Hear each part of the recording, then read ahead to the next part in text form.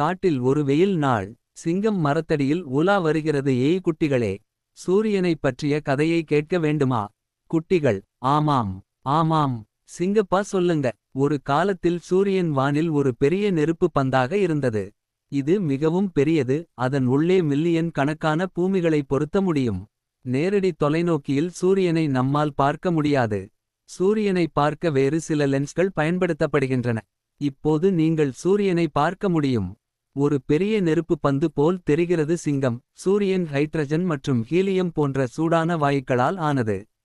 இந்த வாயுக்கள் மிகவும் பிரகாசமாக எரிந்து நமக்கு ஒளியையும் வெப்பத்தையும் தருகின்றன.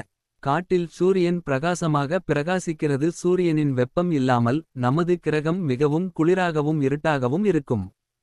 தாவரங்கள் வளரவும் விலங்குகள் சூடாக இருக்கவும் உதவுவது சூரியன். சூரிய ஒளியில் சார்ந்து வளரும் தாவரங்கள், விலங்குகள் மற்றும் மனிதர்கள்.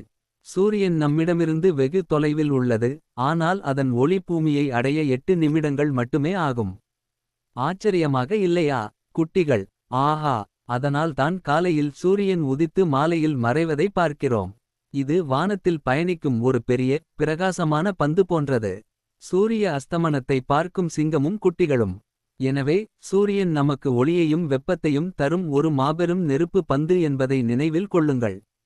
பூமியில் வாழ்வதற்கு இது மிகவும் முக்கியமானது. குட்டிகள்: நன்றி சிங்கமப்பா. இன்று நாம் சூரியனைப் பற்றி சில உண்மைகளை அறிந்து கொண்டோம். நாளை சந்திரனைப் பற்றி அறிந்து கொள்வோம்.